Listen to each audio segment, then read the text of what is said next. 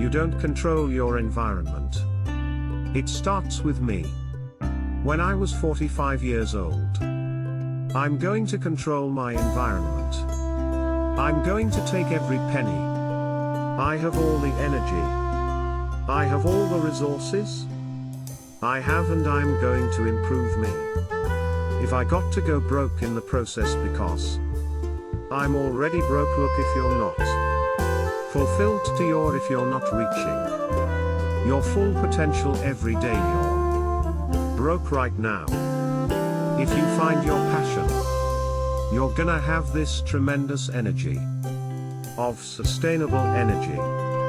But momentum requires you always do the next thing to keep the momentum going. If you believe in what you're doing, that's fuel. It adds more fuel to your fire.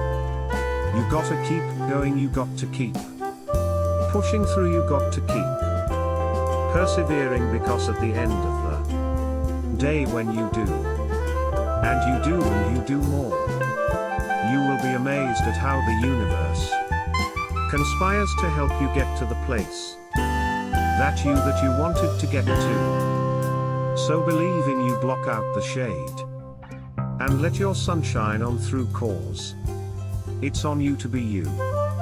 And the reason you get yourself in a passionate place is so that you change your life, and the only thing that changes your life is making a decision. So while you're in this passionate state, that's where you make decisions, the only way that commitment and the energy and the momentum continues is you take immediate, massive, what my friend? Massive action is the cure-all. Massive action is the cure-all. That's how you develop yourself. That's how you begin to appreciate what you get when you're working on a dream. At some point in time, a transition take place, and the transition is what you're becoming in pursuit of the dream, because even if you don't get the dream, become such a strong and powerful person, it will so change your life you can look at something else and say, well, I think I'll go do this then, because you've now developed yourself in such confidence, and such confidence in how to deal in the arena of life, that you can move into another area, not miss a beat. Once you begin to discover who you are, then you really realize how you have been given authority and dominion over everything on the face of the earth, including all the dimensions of your life. But you can only do that through the struggle of life, and most people avoid the struggle. Most people go through life avoiding pain, and when you go through life like that, something in you dies. Something in you that you never activate is lying dormant in there, that you never get a chance to call on, because you have not challenged yourself. Somebody said, the land of familiarity belongs to the dead. That most people like to feel like they're a king in the area of their comfort zone. They only want to do those things that they know how to do well. Osborne said, unless you attempt to do something beyond that which you've already mastered, you will never grow. So, if you want to begin to grow, you've got to put something out here that you can't reach easily, that has got to make you stretch, got to make you jump for it, got to make you get back a little big and dig in, so that you can take a leap for it, and maybe you jump up there and you miss it, and you extend your knees and you come back again, and you bust your lip next time, but you keep on, and through that process you learn how to leap higher. You start challenging yourself to dig deeper, and then you discover some things about you that you don't know right now, some talents that you have in you that you didn't know that you can do if you want to begin to make your stuff happen for you. I think that it's very important that you start trusting yourself. Listen to yourself, listen to that still, small voice within you. Try and make everything logical. There's some things about life that defies logic that you just can't explain. How the outcome is going to be, I think. That's why Paul said you got to learn how to walk by faith and not by sight. That once you begin to trust yourself and your ideas and your instincts, life takes on a whole new meaning, because now I want you to do that feeling that you are LED. Just feel I am LED. Ladies and gentlemen, don't give your power away. You don't need anybody to approve your dream. It was given to you. If they can't see it, it's because it wasn't given to them. It was given to you. Hold it, nourish it, cultivate it, work on it. It's yours. It's your baby. Work on her until it comes into fruition.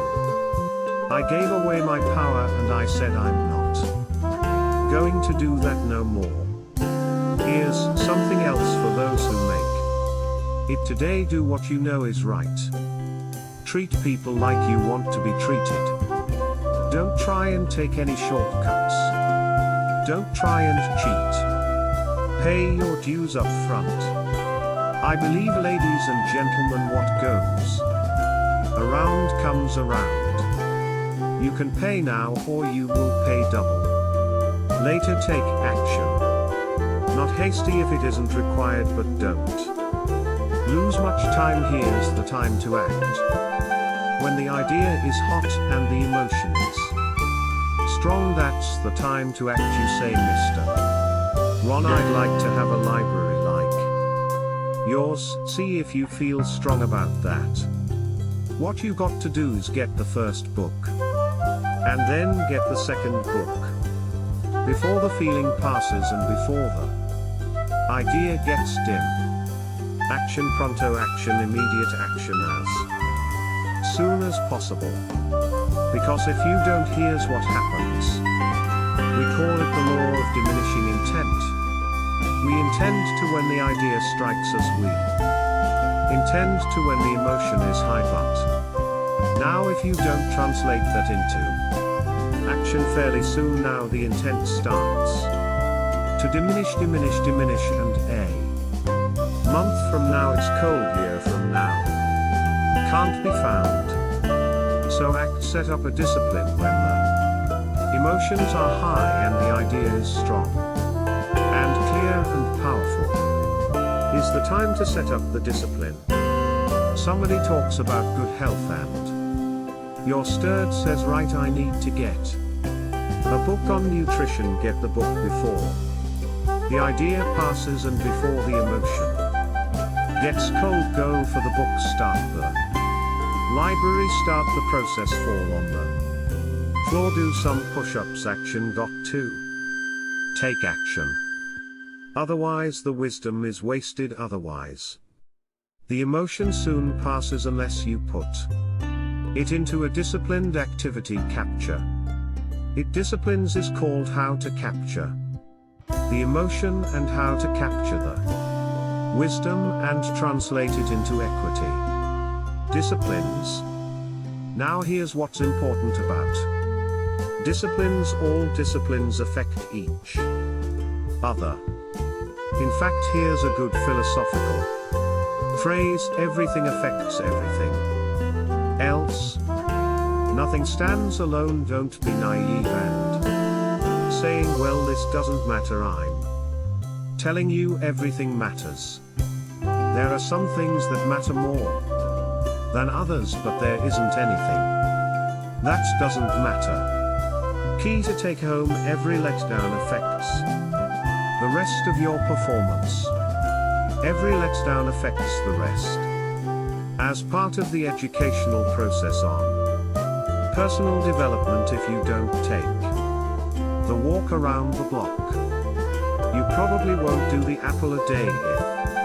If You don't do the apple a day you probably won't consist you no start building your library if you don't build your library you probably won't keep a journal and you won't take pictures and you won't do this you won't do wise things with your money won't do wise things with your time won't do wise things with your possibilities and relationships and the first thing you know 6 years of that accumulated and we say you have messed up. So the whole key to reversing that process now is to start picking up these disciplines. Now here's the positive side. Every new discipline affects the rest of your disciplines. Every new one affects the rest. That's why action is so important. The least action, the smallest action. Take it. Because when you start accomplishing and the value starts to return from that one accident will inspire you to do the next one and the next one and the next one. You start walking around the block, it'll inspire you to get an apple, get an apple. That'll inspire you to get a book, get a book. It'll inspire you to get a journal. Get a journal, it'll inspire you to grow. Develop some skills. All disciplines affect each other. Thank you.